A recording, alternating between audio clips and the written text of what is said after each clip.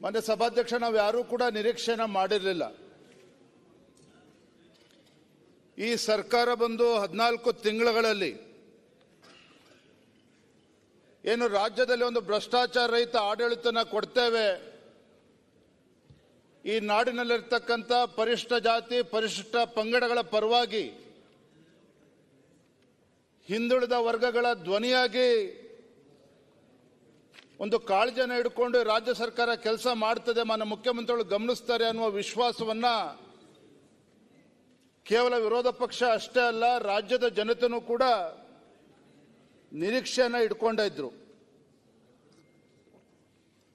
ಆದರೆ ವಾಲ್ಮೀಕಿ ಅಭಿವೃದ್ಧಿ ನಿಗಮದಲ್ಲಿ ನಡೆದಿರ್ತಕ್ಕಂಥ ಈ ಹಗರಣ ಯಾವ ರಾಜ್ಯ ಸರ್ಕಾರ ಶೋಷಿತ ಪೀಡಿತ ದಲಿತ ಜನಾಂಗಕ್ಕೆ ಒಂದು ಧ್ವನಿಯಾಗಿ ಅವರ ಸಂಕಷ್ಟಕ್ಕೆ ಸ್ಪಂದನೆ ಮಾಡಬೇಕಾಗಿತ್ತೋ, ಯಾವ ಸರ್ಕಾರ ಆ ಧ್ವನಿ ಇಲ್ಲದೆ ಸಮುದಾಯಕ್ಕೆ ಅವರ ಅಭಿವೃದ್ಧಿಗೆ ಇವತ್ತು ಕೆಲಸವನ್ನು ಮಾಡಬೇಕಾಗಿತ್ತೋ, ಅಂತ ಸಮುದಾಯಕ್ಕೆ ದೊಡ್ಡ ಅನ್ಯಾಯ ಆಗಿರ್ತಕ್ಕಂಥ ಪ್ರಕರಣ ಈ ವಾಲ್ಮೀಕಿ ಅಭಿವೃದ್ಧಿ ನಿಗಮದ ಹಗರಣ ಅಂತೇಳಿ ನಾನು ಈ ಸಂದರ್ಭದಲ್ಲಿ ಹೇಳೋದಕ್ಕೆ ಇಚ್ಛೆ ಪಡ್ತೇನೆ. ಮಾನ್ಯ ಸಭಾಧ್ಯಕ್ಷರೇ, ಒಂದು ಕಡೆ ರಾಜ್ಯದಲ್ಲಿ ಅಭಿವೃದ್ಧಿ ಹಣ ಇಲ್ಲ, ಸರ್ಕಾರ ಬಂದಿಷ್ಟು ತಿಂಗಳು ಆದರೂ ಸಹ ರಾಜ್ಯದಲ್ಲಿ ಅಭಿವೃದ್ಧಿ ಅಂತಕ್ಕಂಥದ್ದು ಸಂಪೂರ್ಣವಾಗಿ ಸ್ಥಗಿತ ಆಗಿದೆ. ಮತ್ತೊಂದು ಕಡೆ ಈ ನಿಗಮದಲ್ಲಿ ನಡೆದಿರ್ತಕ್ಕಂಥ ಭ್ರಷ್ಟಾಚಾರ ಏನು ಮಾನ್ಯ ಮುಖ್ಯಮಂತ್ರಿಗಳು ಹೇಳ್ತಾ ಇದ್ರು, ಹಿಂದುಳಿದ ಸಮಾಜಗಳಿಗೆ ಧ್ವನಿಯಾಗಿ ದಲಿತರ ಧ್ವನಿಯಾಗಿ ಅಂತೇಳಿ. ನಾನು ಈ ಸಂದರ್ಭದಲ್ಲಿ ಒಂದು ವಿಚಾರವನ್ನು ಹೇಳೋದಕ್ಕೆ ಇಚ್ಛೆ ಪಡ್ತೇನೆ. ಮಾನ್ಯ ಸಭಾಧ್ಯಕ್ಷರೇ,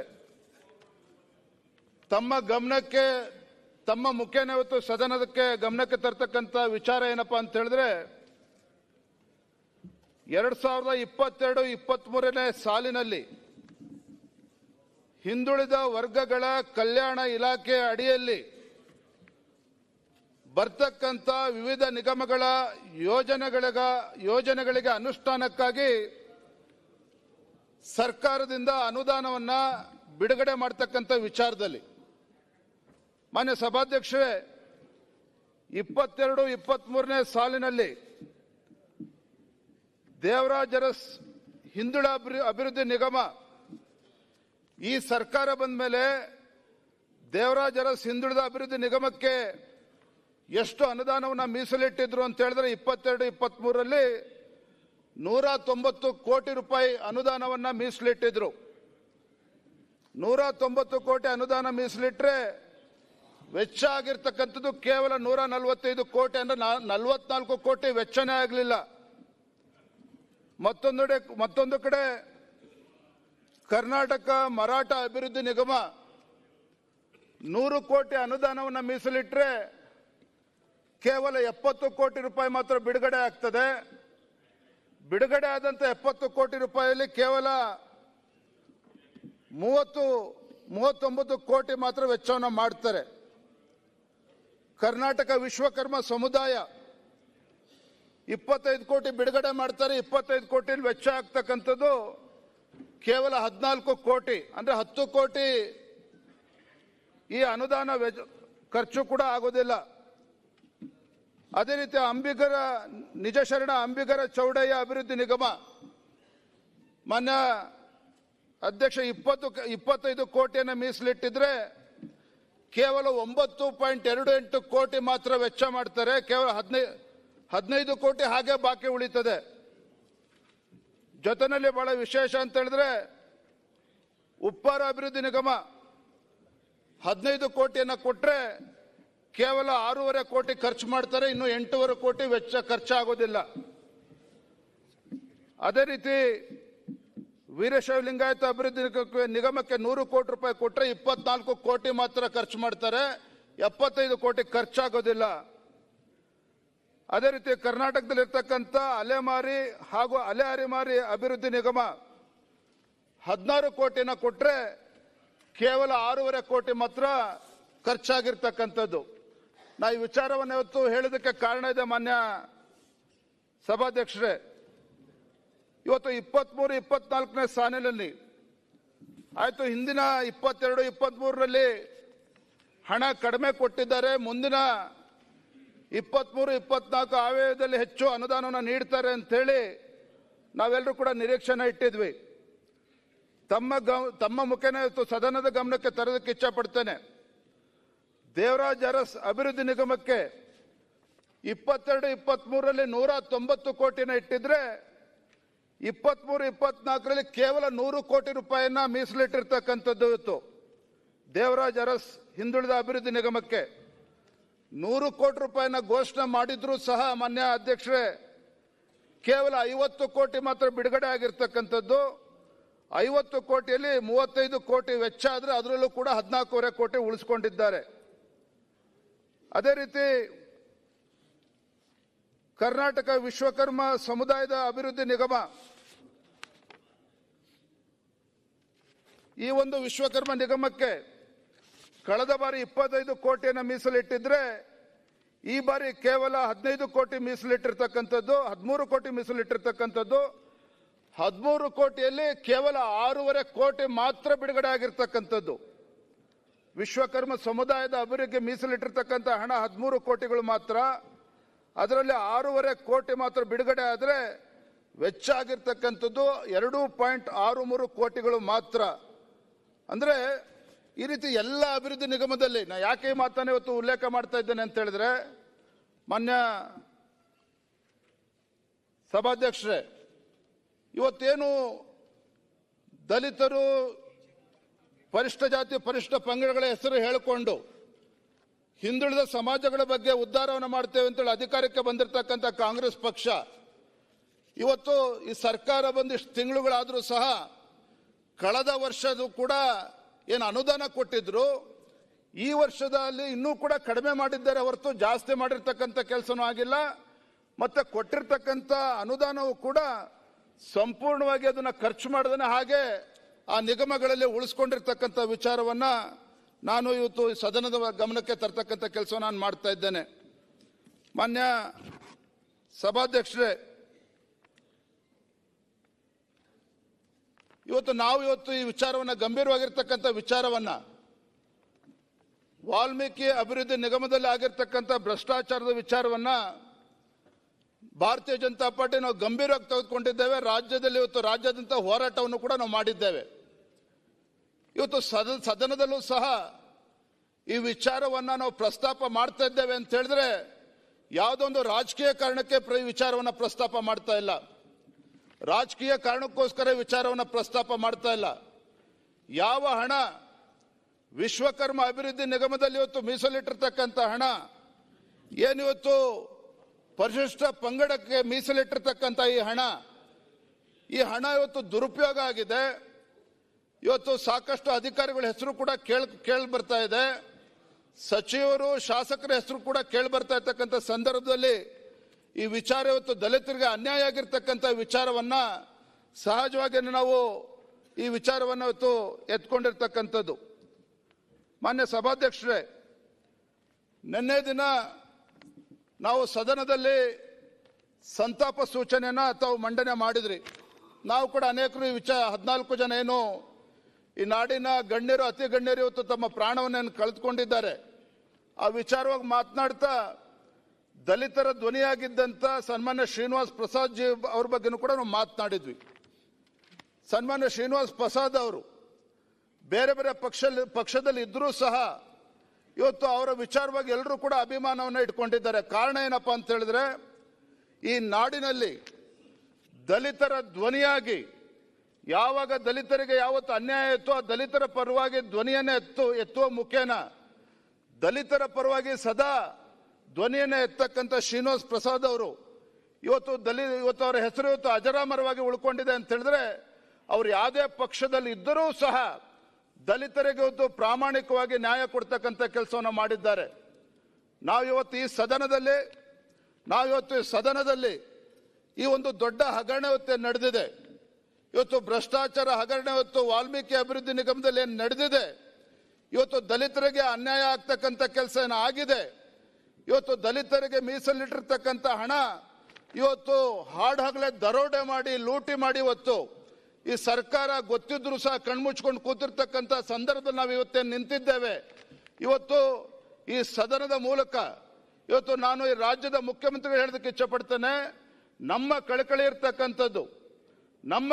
ಇರ್ತಕ್ಕಂಥದ್ದು ಇಂಥ ಒಬ್ಬ ಅನುಭವಿ ಮುಖ್ಯಮಂತ್ರಿಗಳು ರಾಜ್ಯದಲ್ಲಿ ಇದ್ದಾಗ, ಇವತ್ತು ಅತಿ ಹೆಚ್ಚು ಬಜೆಟ್ ಅನ್ನ ಮಂಡನೆ ಮಾಡಿರ್ತಕ್ಕಂಥ ಒಬ್ಬ ಅನುಭವಿ ಮುಖ್ಯಮಂತ್ರಿಗಳು ರಾಜ್ಯದಲ್ಲಿ ಇದ್ದಾಗ ಅವರ ಹಣಕಾಸಿನ ಇಲಾಖೆಯನ್ನು ಕೂಡ ನಿರ್ವಹಿಸ್ತಾ ಇರ್ತಕ್ಕಂಥ ಸಂದರ್ಭದಲ್ಲಿ ಇಷ್ಟು ದೊಡ್ಡ ಪ್ರಕರಣ ನಡೆದಿದೆ, ನನಗೇನು ಕೂಡ ಗೊತ್ತೇ ಇಲ್ಲ ಅನ್ನೋ ರೀತಿಯಲ್ಲಿ ರಾಜ್ಯದ ಮುಖ್ಯಮಂತ್ರಿಗಳು ಹೇಳಿಕೆಯನ್ನು ನೀಡ್ತಾರೆ ಅಂತ ಹೇಳಿದ್ರೆ, ಎಲ್ಲೋ ಒಂದ್ ಕಡೆ ಇವತ್ತು ಮುಖ್ಯಮಂತ್ರಿಗಳ ನಿಲುವು ಇವತ್ತು ಈ ರಾಜ್ಯದಲ್ಲಿರ್ತಕ್ಕಂಥ ದಲಿತರಿಗೆ ಅನ್ಯಾಯ ಮಾಡ್ತಾ ಇದ್ದಾರೆ ಅಂತಕ್ಕಂಥ ಮಾತನ್ನ ಈ ಸದನದ ಮೂಲಕ ನಾನು ಹೇಳೋದಕ್ಕೆ ಇಚ್ಛಪಡ್ತೇನೆ. ಮಾನ್ಯ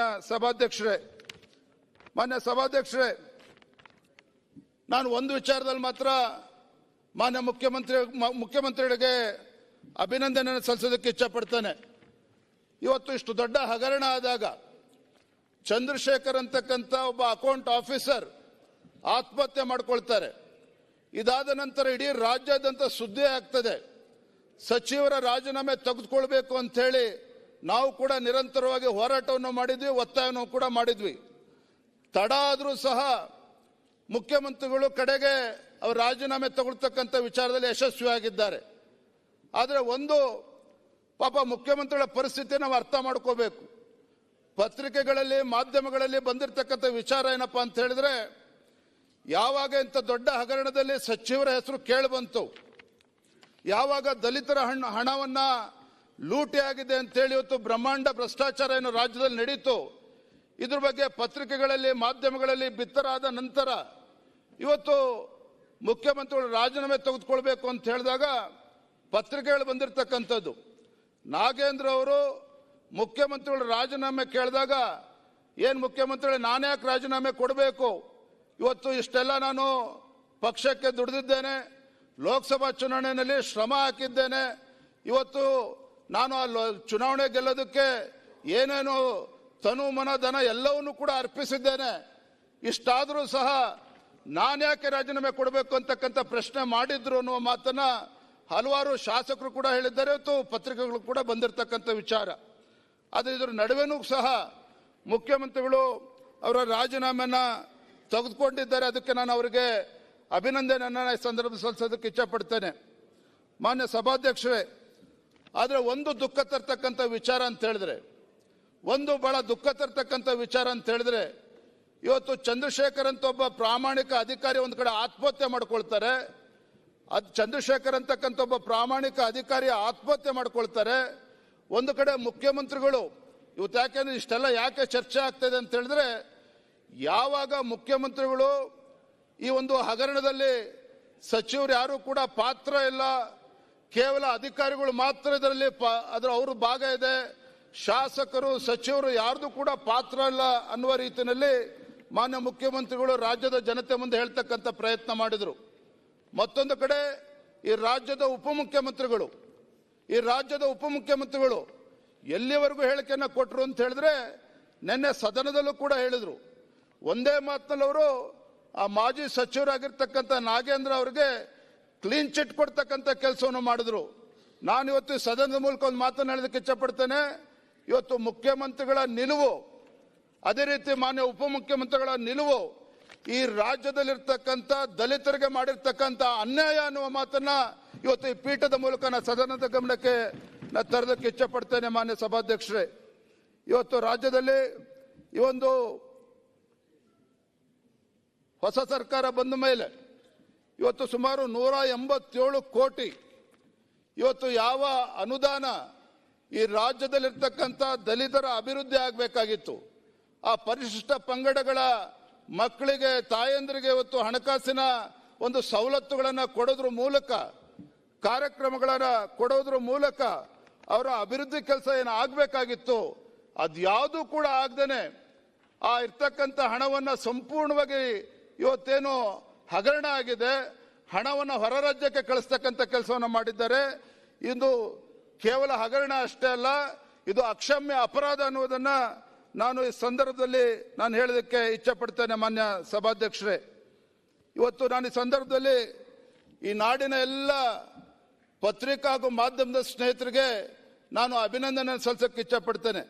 ಯಾಕೆ ನಿರಂತರವಾಗಿ ಏನು ಕಳೆದ ಮೇನಲ್ಲಿ ಚಂದ್ರಶೇಖರ್ ಆತ್ಮಹತ್ಯೆ ಮಾಡಿಕೊಂಡ ನಂತರ ನಿರಂತರವಾಗಿ ಪ್ರತಿನಿತ್ಯ ಈ ರಾಜ್ಯದ ಜನರಿಗೆ ಏನು ಘಟನೆಗಳು ನಡೆಯಿತು, ವಾಲ್ಮೀಕಿ ಅಭಿವೃದ್ಧಿ ನಿಗಮದಲ್ಲಿ ಯಾವ ರೀತಿ ಹಗರಣಗಳು ನಡೆಯಿತು, ಯಾವ ರೀತಿ ಹಣ ಹೊರ ರಾಜ್ಯಕ್ಕೆ ಇವತ್ತು ವರ್ಗಾವಣೆ ಆಯಿತು, ಯಾವ ರೀತಿ ನಮ್ಮ ರಾಜ್ಯಕ್ಕೆ ಸೇರಿರ್ತಕ್ಕಂಥ ಹಣ ಪಕ್ಕದ ರಾಜ್ಯಕ್ಕೆ ಇವತ್ತು ಕಾನೂನು ಬಾಹಿರವಾಗಿ ಯಾವ ರೀತಿ ವರ್ಗಾವಣೆ ಆಗಿದೆ ಅನ್ನೋದನ್ನ ಇವತ್ತು ಎಳೆಯಾಗಿ ಇವತ್ತು ಬಿಚ್ಚಿಟ್ಟಿರ್ತಕ್ಕಂಥ ಮಾಧ್ಯಮದ ಸ್ನೇಹಿತರಿಗೂ ಕೂಡ ಈ ಸದನದ ಮೂಲಕ ನಾನು ಅವರಿಗೆ ಅಭಿನಂದನೆಯನ್ನು ಸಲ್ಲಿಸೋಕೆ ಇಷ್ಟಪಡ್ತೇನೆ. ಮಾನ್ಯ ಸಭಾಧ್ಯಕ್ಷರೇ,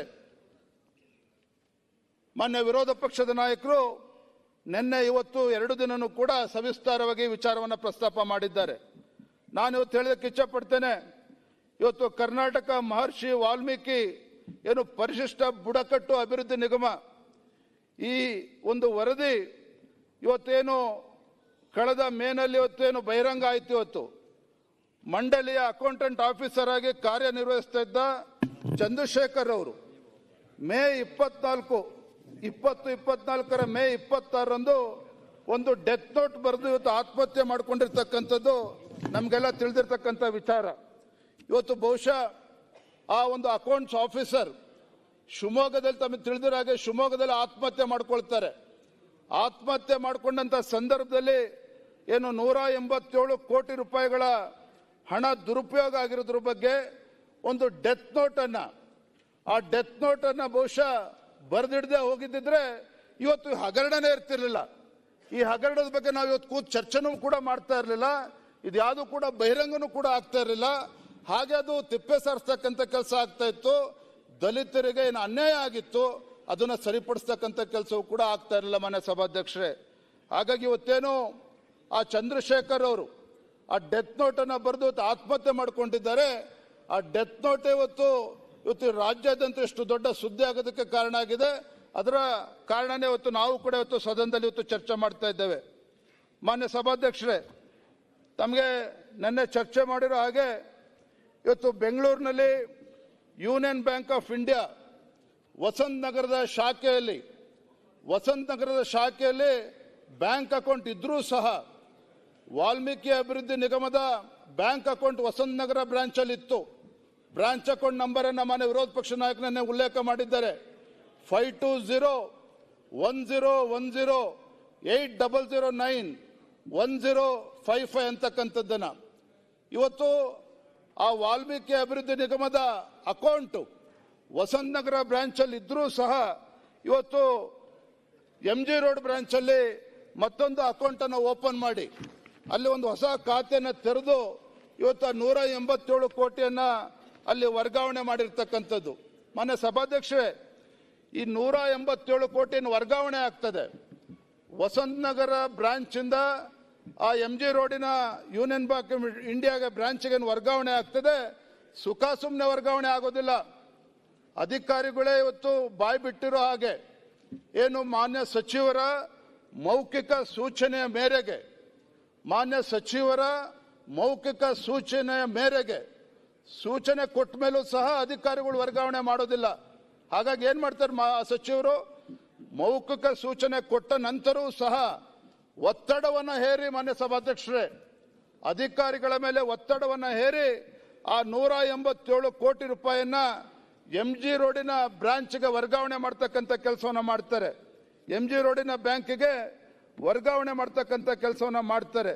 ಬಹುಶಃ ಈ ಘಟನೆ ನಂತರ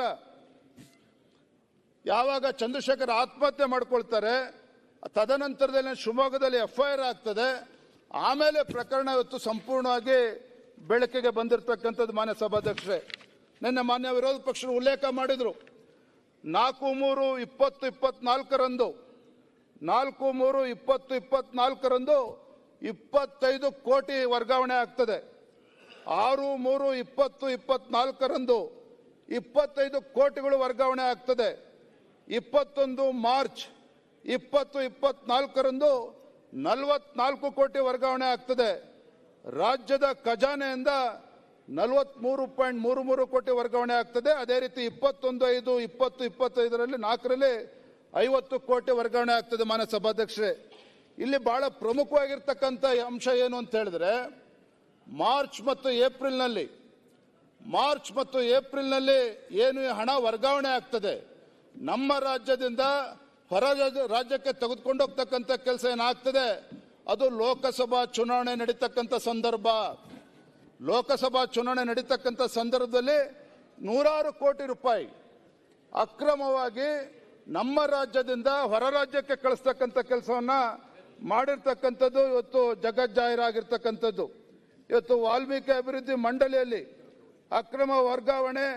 ಹಣದ ಅಕ್ರಮ ವರ್ಗಾವಣೆ ಮತ್ತು ದುರುಪಯೋಗ ಆಗಿದೆ ಅಂತೇಳಿ ಇವತ್ತು ಬಹಿರಂಗ ಪಡಿಸಿರ್ತಕ್ಕಂಥದ್ದೇ ಇವತ್ತು ಚಂದ್ರಶೇಖರ್ ಅವರು ಏನು ಅಕೌಂಟ್ಸ್ ಆಫೀಸರ್ ಇವತ್ತು ಆತ್ಮಹತ್ಯೆ ಮಾಡಿಕೊಂಡಿದ್ದಾರೆ. ಅವ್ರು ಹೇಳ್ತಾರೆ, ವಾಲ್ಮೀಕಿ ಮಂಡಳಿಯ ವ್ಯವಸ್ಥಾಪಕ ನಿರ್ದೇಶಕ ಪದ್ಮನಾಭ ಅವರು ಚೆಕ್ನಲ್ಲಿ ಫಲಾನುಭವಿಗಳ ಹೆಸರನ್ನ ಬರೆಯದೇನೆ, ಮಾನ್ಯ ಸಭಾಧ್ಯಕ್ಷರೇ, ಚೆಕ್ನಲ್ಲಿ ಬರಿಬೇಕಾದ್ರೆ ಫಲಾನುಭವಿಗಳ ಹೆಸರನ್ನ ಉಲ್ಲೇಖವನ್ನ ಮಾಡದೇನೆ 50 ಕೋಟಿ ರೂಪಾಯಿನ ಚೆಕ್ ಅನ್ನು ಸಿದ್ಧಪಡಿಸಬೇಕು ಅಂತ ಹೇಳಿ ಅವರು ಅಧಿಕಾರಿಗಳು ಚಂದ್ರಶೇಖರ್ ಅವರಿಗೆ ಆಗ್ರಹವನ್ನು ಮಾಡ್ತಾರೆ. ಈ ರೀತಿ ಬಹುಶಃ ರಾಜ್ಯದ ಇತಿಹಾಸದಲ್ಲಿ ಹಿಂದೆಂದೂ ಕೂಡ ಕಂಡು ಕೇಳರಿದಂತ ಭ್ರಷ್ಟಾಚಾರ ಪ್ರಕರಣ ನಡೆದಿರ್ತಕ್ಕಂಥದ್ದು. ಮತ್ತೆ ಹೇಳ್ತಾರೆ ಚಂದ್ರಶೇಖರ್ ಅವರು, ಬ್ಯಾಂಕಿಗೆ ಹೋಗ್ತಾರೆ, ಪಾಸ್ಬುಕ್ ಚೆಕ್ ಬುಕ್ ತೆಗೆದುಕೊಳ್ಬೇಕು ಅಂತ ಹೋಗ್ತಾರೆ. ಅವಾಗ ಬ್ಯಾಂಕಿನ ಮ್ಯಾನೇಜರ್ ಹೇಳ್ತಾರೆ, ನೀವು ಆಥರೈಸೇಷನ್ ಲೆಟರ್ ತಗೊಂಡ್ಬರ್ಬೇಕು, ರೆಸಲ್ಯೂಷನ್ ಆಗಬೇಕು ಅಂತ ಹೇಳ್ತಾರೆ. ವಾಪಸ್ ಬರ್ತಾರೆ, ಮತ್ತೆ ಹಿರಿಯ ಅಧಿಕಾರಿಗಳಿಗೆ ಮಾತಾಡಿಕೊಂಡು ವಾಪಸ್ ಬ್ಯಾಂಕಿಗೆ ಹೋದಾಗ ಅಷ್ಟೊತ್ತಿಗಾಗಲೇ ಬ್ಯಾಂಕ್ ಪಾಸ್ಬುಕ್ ಕೂಡ ಕೊಟ್ಟಾಗಿರ್ತದೆ, ಚೆಕ್ ಬುಕ್ ಕೂಡ ಕೊಟ್ಟಾಗಿರ್ತದೆ. ಅವಾಗಲೇ ಚಂದ್ರಶೇಖರ್ ಅವರಿಗೆ ಬಹಳ ದೊಡ್ಡ ಹಗರಣ ನಡೀತಾ ಇದೆ ಅಂತಕ್ಕಂಥದ್ದು ಅವ್ರಿಗೆ ಗೊತ್ತಾಗ್ತಕ್ಕಂಥದ್ದು. ವಾಲ್ಮೀಕಿ ಮಂಡಳಿಯಲ್ಲಿ ನಡೀತಿರುವ ಚಟುವಟಿಕೆಗಳು ಮತ್ತು ವಹಿವಾಟುಗಳ ಬಗ್ಗೆ ಚಂದ್ರಶೇಖರ್ ಅವರಿಗೆ ಅನುಮಾನ ಬರ್ತದೆ. ಯಾವಾಗ ಇವರಿಗೆ ಗೊತ್ತಿಲ್ಲದೇನೆ ಬ್ಯಾಂಕ್ ಚೆಕ್ ಬುಕ್ ಮತ್ತು ಪಾಸ್ಬುಕ್ಗಳು ಹೋಗ್ತದೆ, ಅಲ್ಲಿ ಅವ್ರಿಗೆ ಅನುಮಾನ ಬರ್ತದೆ ಅಂತಕ್ಕಂಥ ಮಾತನ್ನ ಸ್ವತಃ ಚಂದ್ರಶೇಖರ್ ಅವರು ತಮ್ಮ ಡೆತ್ ನೋಟ್ ಅಲ್ಲಿ ಹೇಳಿರ್ತಕ್ಕಂಥದ್ದು. ಮಾನ್ಯ ಸಭಾಧ್ಯಕ್ಷರೇ, ಅವ್ರು ಹೇಳ್ತಾರೆ, ಇವತ್ತು ವಾಲ್ಮೀಕಿ ನಿಗಮದ ಬ್ಯಾಂಕ್ ವಹಿವಾಟುಗಳನ್ನು ನಿರ್ವಹಿಸ್ತಾ ಇದ್ದರಿಂದ ಯಾವುದೇ ಕ್ಲಿಯರೆನ್ಸ್ ಅಥವಾ ಒಪ್ಪಿಗೆ ಇಲ್ಲದೇನೆ ತಮ್ಮ ಬ್ಯಾಂಕ್ ಖಾತೆಯಿಂದ 50 ಕೋಟಿಗಳ ರು ಅಷ್ಟು ಮೊತ್ತವನ್ನು ಅಪರಿಚಿತ ಘಟಕಕ್ಕೆ ವರ್ಗಾಯಿಸಲಾಗಿದೆ. ಈ ವಿಚಾರವನ್ನ ಬ್ಯಾಂಕ್ ಮೂಲಕ ಚಂದ್ರಶೇಖರ್ ಅಧಿಕಾರಿಗೆ ಮಾಹಿತಿ ಸಿಗ್ತದೆ. ಮಾನ್ಯ ಸಭಾಧ್ಯಕ್ಷರೇ, ಇಲ್ಲಿ ಬಹಳ ಪ್ರಮುಖವಾಗಿರ್ತಕ್ಕಂಥ ಅಂಶ ಏನು ಅಂತ ಹೇಳಿದ್ರೆ, ವಿಧಾನಸೌಧ ಕಾರಿಡಾರ್ನಲ್ಲಿ ಎಲ್ಲರೂ ಕೂಡ ಮಾತನಾಡ್ತಾರೆ, ಯಾರು ಅಪರಿಚಿತ ವ್ಯಕ್ತಿಗಳಲ್ಲ. ವಿಧಾನಸೌಧ ಕಾರಿಡಾರ್ನಲ್ಲಿ ಆಗಾಗಲೇ ಕಾಣಿಸ್ತಕ್ಕಂಥ ನೆಕ್ಕುಂಡಿ ನಾಗರಾಜ್ ಅವರು ಅವತ್ತು MD ಅನ್ನು ಕೂಡ ಭೇಟಿ ಮಾಡ್ತಾರೆ. ಆ ದಿನಾಂಕ ಎಲ್ಲವನ್ನು ಕೂಡ ಮಾನ್ಯ ವಿರೋಧ ಪಕ್ಷದ ನಾಯಕರು ಉಲ್ಲೇಖ ಮಾಡಿದ್ದಾರೆ, ಮತ್ತೊಮ್ಮೆ ನಾನು ಹೇಳೋದಕ್ಕೆ ಹೋಗೋದಿಲ್ಲ. ಆ ನಾಗರಾಜ್ ಅವರು MD ಅನ್ನು ಭೇಟಿ ಮಾಡ್ತಾರೆ. ಚಂದ್ರಶೇಖರ್ ಅವರ ಸಮ್ಮುಖದಲ್ಲೇ, ಯಾವ ಚಂದ್ರಶೇಖರ್ ಆತ್ಮಹತ್ಯೆ ಮಾಡಿಕೊಂಡ್ರು ಅವರ ಸಮ್ಮುಖದಲ್ಲೇ ಆಗಿನ ಸಚಿವ ನಾಗೇಂದ್ರ ಅವರು, ಅವರ ಆಪ್ತ ಸಹಾಯಕರಾಗಿರ್ತಕ್ಕಂಥ ನಾಗರಾಜ್ ಕರೆ ಮಾಡಿ ಹೇಳ್ತಾರೆ, ಈ ವ್ಯವಹಾರದ ಬಗ್ಗೆ ಸ್ವಲ್ಪ ಸಮಯದ ಕಾಲ ಬಾಯಿ ಬಿಡಬೇಡಿ. ನಾಗರಾಜ್ ಒತ್ತಾಯ ಮಾಡ್ತಾನೆ ಅಧಿಕಾರಿಗಳಿಗೆ, ಏನು ಅವ್ಯವಹಾರ ಆಗಿದೆ ಇವತ್ತು ವಾಲ್ಮೀಕಿ ಅಭಿವೃದ್ಧಿ ನಿಗಮದಲ್ಲಿ, ಇದ್ರ ಬಗ್ಗೆ ಎಲ್ಲೂ ಕೂಡ ಚರ್ಚೆ ಮಾಡಕ್ ಹೋಗಬೇಡಿ. ಸ್ವಲ್ಪ ಸಮಯ ಆದ್ಮೇಲೆ ವಾಪಸ್ ಹಣ ಎಲ್ಲವನ್ನು ಕೂಡ ನಾವು ಮತ್ತೆ ವರ್ಗಾವಣೆ ಮಾಡ್ತೇವೆ, ದಯವಿಟ್ಟು ತಾಳ್ಮೆಯಿಂದ ಇರಿ ಅಂತಕ್ಕಂಥ ಒಂದು ಸಮಾಧಾನ ಮಾತುಗಳನ್ನು ಹೇಳ್ತಕ್ಕಂಥ ಪ್ರಯತ್ನ ಮಾಡ್ತಾರೆ. ಮಾನ್ಯ ಸಭಾಧ್ಯಕ್ಷರೇ, ಇವತ್ತು ವಾಲ್ಮೀಕಿ ಮಂಡಳಿಯಲ್ಲಿ ಪ್ರಾಮಾಣಿಕ ಅಧಿಕಾರಿಯಾಗಿದ್ದ ಚಂದ್ರಶೇಖರ್ ಅವರಿಗೆ ಈ ಅವ್ಯವಹಾರದಿಂದ ದೂರವಿದ್ದಿದ್ದರೆ ಈ ಪ್ರಕರಣ ಏನಾಗ್ತದೆ ಅಂತ ಹೇಳಿದ್ರೆ, ಈ ಒಂದು ಪ್ರಕರಣ ನಡೀತದೆ, ಏನಾರ ಚಂದ್ರಶೇಖರ್ ಇವತ್ತು ಬಾಯಿ ಮುಚ್ಕೊಂಡು ಕೂರದೆ ಹೋದ್ರೆ ಅವನ ಹೆಸರನ್ನು ಕೂಡ ಈ ಹಗರಣದಲ್ಲಿ ತೊಳಕ ಹಾಕ್ತೇವೆ, ನಿನ್ನನ್ನು ಕೂಡ ಸಿಗಾಕ್ಸ್ತೇವೆ ಅಂತಕ್ಕಂಥ ಬೆದರಿಕೆನೂ ಕೂಡ ಚಂದ್ರಶೇಖರ್ ಮೇಲೆ ಇತ್ತು ಅನ್ನುವ ಮಾತುಗಳು ಕೂಡ ಇವತ್ತು ಕೇಳಿ ಬರ್ತಾ ಇರ್ತಕ್ಕಂಥದ್ದು. ಹಾಗಾಗಿ ಇದರ ಪರಿಣಾಮನೇ ಏನು ಚಂದ್ರಶೇಖರ್ ಅವ್ರ ಮೇಲೆ ಒಂದು ಒತ್ತಡ ಆಗ್ತಕ್ಕಂಥದ್ದು, ಚಂದ್ರಶೇಖರ್ ಏನು ಆತ್ಮಹತ್ಯೆ ಮಾಡ್ಕೊಂಡಿದ್ದಾರೆ, ಅವ್ರ ಮೇಲೆ ಏನು ಒತ್ತಡ ಜೊತೆಗೆ ಬೆದರಿಕೆ ಆಗ್ತಕ್ಕಂಥ ಕೆಲಸ ಕೆಲವರಿಂದ ಏನಾಗಿದೆ. ಇದರ ಪರಿಣಾಮ ಮಾನ್ಯ ಸಭಾಧ್ಯಕ್ಷರೇ 26/5/2024 ಅಂದ್ರೆ 26ನೇ ತಾರೀಕು ಮೇ ಚಂದ್ರಶೇಖರ್ ಆತ್ಮಹತ್ಯೆ ಮಾಡ್ಕೊಂಡಿದ್ದಾರೆ ಅಂತ ಹೇಳಿದ್ರೆ ಕಾರಣ ಈ ಸರ್ಕಾರದ ಪ್ರಮುಖ ಸ್ಥಾನದಲ್ಲಿರ್ತಕ್ಕಂಥ ಕೆಲವರು ಏನು ಬೆದರಿಕೆ ಹಾಕಿದ್ರು, ಏನು ಒತ್ತಡ ಹಾಕಿದ್ರು, ಆ ಬೆದರಿಕೆಗೆ ಒತ್ತಡಕ್ಕೆ ಮಣಿದು ಆ ಚಂದ್ರಶೇಖರ್ ವಿರುದ್ಧ ಆತ್ಮಹತ್ಯೆ ಮಾಡ್ಕೊಂಡಿರ್ತಕ್ಕಂಥದ್ದು. ಮಾನ್ಯ ಸಭಾಧ್ಯಕ್ಷ, ದುರಾದೃಷ್ಟ ಏನಪ್ಪಾ ಅಂತ ಹೇಳಿದ್ರೆ ಆಡಳಿತ ನಡೆಸ್ತಕ್ಕಂಥ ನಾಯಕರು ಇವತ್ತು ಉಪಮುಖ್ಯಮಂತ್ರಿಗಳಾಗಿ ಎಲ್ಲ ಹೇಳಿಕೆಯನ್ನು ಕೊಡ್ತಾರೆ. ಇವತ್ತು ಯಾರೋ ಒಬ್ಬ ಅಧಿಕಾರಿ ಆತ್ಮಹತ್ಯೆ ಮಾಡಿಕೊಂಡ್ರೆ ನಾನು ರಾಜೀನಾಮೆ ಕೊಡಬೇಕಂತೇಳಿ ಅಂದಿನ ಸಚಿವರು ಹೇಳಿಕೆಯನ್ನು ಕೊಡ್ತಾರೆ. ಮತ್ತೊಂದು ಕಡೆ ಉಪಮುಖ್ಯಮಂತ್ರಿಗಳು ಹೇಳ್ತಾರೆ ಇವತ್ತು ಯಾರೋ ಅಧಿಕಾರಿ ಆತ್ಮಹತ್ಯೆ ಮಾಡಿಕೊಂಡಿದ್ದಾರೆ. ಈ ಹಗರಣ ಇವತ್ತೇ ನಡೆದಿದೆ. ಈ ವಾಲ್ಮೀಕಿ ಅಭಿವೃದ್ಧಿ ನಿಗಮದಲ್ಲಿ ನಡೆದಿರ್ತಕ್ಕಂಥ ಹಗರಣ ಕೇವಲ ಅಧಿಕಾರಿಗಳು ಮಾತ್ರ ಇನ್ವಾಲ್ವ್ ಆಗಿರ್ತಕ್ಕಂಥದ್ದು.